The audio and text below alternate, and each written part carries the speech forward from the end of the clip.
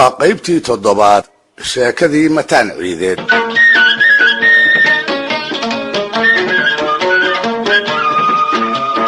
dhegaystayaal malahayga sidii foosha xumayd ee uu mataan kaga abaalguday arooskii gobeed ee Salaado weli xusuustiina kama bixin. waxaa kaloo sidaan filaayo aad ula yaaban tihiin gabaygii sarbeebnaa ee uu ku ceebeeyey gabadhii dhowaanta loo dhisay, tixdii aanu sodohdiina kala xishoon ee uu ku aflagaadeeyey, gabaygii uu ku dhammayn jiray galka sirow raacdada markii la isku soo gaaray neef yahow guduudani midkii gaabiyaa tahay ee guuldarrada waxaa kuugu wacan geenyadii hore ee isgudgudubkii xamarow maxaa golihii kaa raacay. bal malee kolkii ay tixdaasi shaacday wixii dhacay, raggii geedka joogay ee loo mariyey niman hadal seega ma ahayne sarbeebtii sow lama wada garan, sow hoos looma wada jeensanoo nin u jiibiya lama waayin. rag baa damcay inay isla geedka shirka ku dhaleeceeyaan, ha yeeshee way ka maageen. waxay ka baqeen wax ka daran inuu goobta ka geysto, dhiig iyo dhabbaqo midkood in madasha lagala carraabo ayay ka yaabeen. markaas bay afafkoodii xagsadeen. in yar kadibna inta la isdhugtay baa shirkiiba lagu kala dareeray iyada oo aan nin la hadlin. odayadii xilku dhibi jiray iyo garmadowdii ceebta nacbayd ayaa kor iyo hoosba mataan u habaaray. addimadiisa ayaan laga baxsan jirine carrabkiina ma ku daray ayay ku cataabeen. abwaanadii baa laabtu huguntay. fiidhoraadkii ayaa tixdii ba'nayd oo dhallinyaro iyo waayeelba la qaybsan yahay aqalladii iyo golayaashii geela lagula laabtay. waa lagu haasaaway. odayadu ha diideen oo dhagaha ka furaysteena kurayadii baa geelashii ku soo carraabiyey oo markii ay hal soo duwaanba kor ugu dheeraystay inta geeda geelwaaqista ugu guduud roon hadday gaajo xooluhu qabaan goosan mahayaan.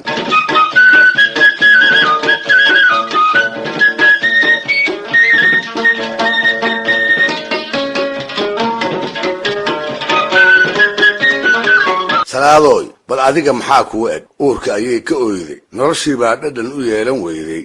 yaa ku habaaray intay isweydiisay ayay dib ugu noqotay waayihii ay soo martay, bal inay garato halka laga gaaray. wax la calaliyo iyo caano la dhammaba way ka degi waayeen. maalintii ay moorada mataan soo gashay ayay maalmaha ugu nacbaad. maxaase rag allow waxa oo walaac iyo murugo ah ugu wacnaa? waxay islahayd adiga iyo mataan guuruma hagaagin, una hagaagi maayee noloshaadu sidee bay noqon? gabaygaa ba'an oo cid taqaani ay afka ku dhaqan tahay sidee buu ina rag kuu soo jallaaci doonaa oo guurkaaga ugu fakari doonaa?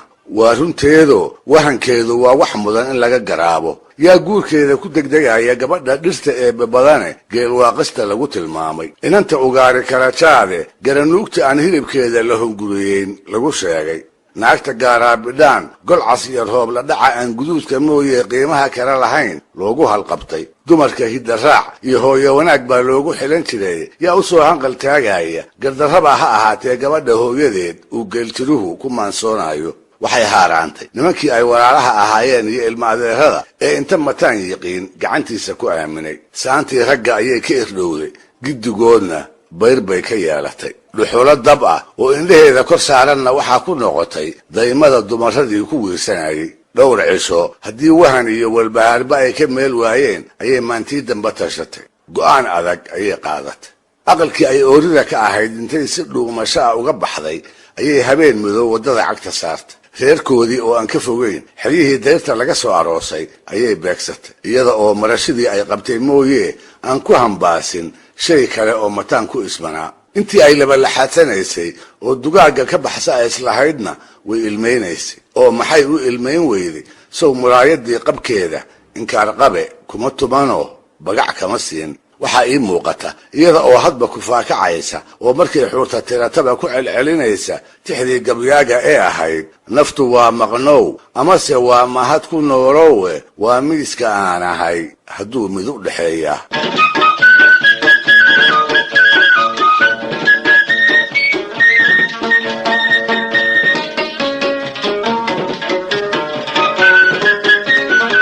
habeenkaa iyo maalintii xigtay haddii ay soconaysay ayay fiidkii dambe goor cawaysina qoyskoodii iyo ardaagii hooyadeed ku soo agdhacday. waxay ku tashanayd waran oo adiga oo barooranaya waxaa lagugu falay ka xareedi. hase ahaatee waa berigiiba waxay ogaatay in sheekadeedu ka soo horraysay. ileen rag baa habeen hore reerka ahaayo wixii mataan falay iyo waxay ku dareenba soo tabiyey ileen baadi geel oo ay ku raad joogeen baa beesha loogu sheegay oo iyagaa sheekadiiba mariyey ileen maraweyntii salaada jifada u ahayd waa war qabaan oo keeda baahi weyni uma hayso ileen gabaygii baa sida too tanna looga qaybsan yahayoo faarax afey cali dhan iyo nuurtiir oogadooda meeshii laga saro dhiig loogama fadhiyo umal bayna lagama ilaayihiin gardarrada salaada lagula kacay waxay ugu muuqatay tu iyaga loola jeeday caladii haysane waxay sii korodhay markii ay arkeen gabadhii oo dhilasho ku dhacay inay iyadii tahayba waa laga shakiyey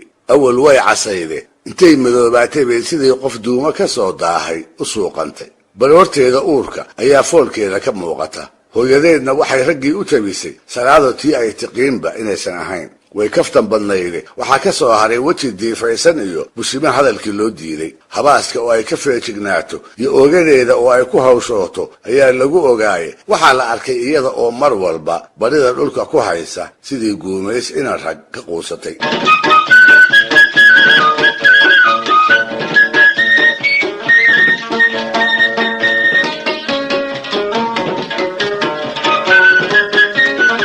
barbaartii ay gabadha xigtada ahaayeen ayaa mid waliba colaad mataan dhinaciisa ka guddoonsaday isaga iyo ninkaasi inaanay dunida guudkeeda ku wada noolaan ayaa waxaa dhaar ku maray seeflaboodkii salaado hoosta uga yaraa 20 jir ina adeerkeeda oo baraaraha nabadda mooyey aan halaagga colaadda weli u soo joogin ayaa 14 iyo 100 xaf ku siiyey mataan iyo xidid kale inaan eed dambe kala gaarin dulucdu waa inuu nafta weysiin doono dabadeedna laga raysan doono odayadii beeshu waxay dhalinyaradii cartamaysay ugu caqli celiyeen nin da'yari intuu geed ka boodo ayuu tala ka boodaa dadkuna waa toloo xidid kaliya lama ahee dhaliyana waa la wadaagaa xasan mataan sidaas foosha xun haddii uu ku kacay balyaan lagu dayan godob sokeeyana laguma degdegee shilibka uu ka dhashay ha loo ergeeyo guurti soo guddoomisa faralka mataan wixii lagaga xafiif qaadan lahaa ayaa la soocay habeenna haddii ay tashigii ku guuleen oo qaarkood cara awgeed uu geedkii ka dareeray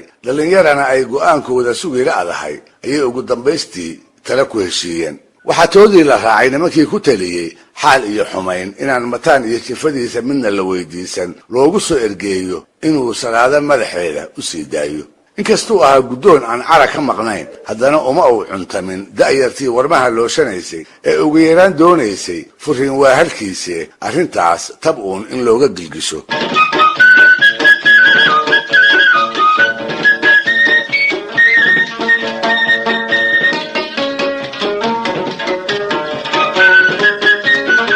si kastaba ha ahaato heer kastana ha soo martee hebel iyo hebel baa la magac dhibay mataan ciideed innaba garnaqsi ugu tegi mayne raggii jifada u ahaa ayaa meelmarinta guddoonkaas loogu guriga tegey hawraarsan ayay ergadii kala kulantay odayadii ay u gogol fadhiisteen mataanna wax la bariyo oo garka iyo gundaha lahayaba ugu dambaystii ayuu yidhi yeelay waase haddii la ii soo celiyo yaradkii aan hortii bixiyey shardigaa isaga ah ergadii hadalkama ay soo celin waxayna muujiyeen wax walba oo ay salaado madaxeeda ku heli karaan inay u darban yihiin sidaas ayaa maalintaa lagu kala dareeray iyada oo lagu ballansan yahay debnaha mataan in laga maqlo 3 dalqadood ee uu salaado ku qabay kolkii loo soo noqo xoolihii yaradka ahaa ee xagga reerkooda kaga maqnaa marahayga waxay ahayd markii ugu horreysay oo ay mataan iyo rag kale wax kastaba ha ahaatee ay wuxuun ku heshiiyaan maxaase ka dambayn ergadaasi kolkii ay noqotayba waxay bilowday geelii iyo fardihii yaradka ahaa ee xasan mataan inay meel isugu keenaan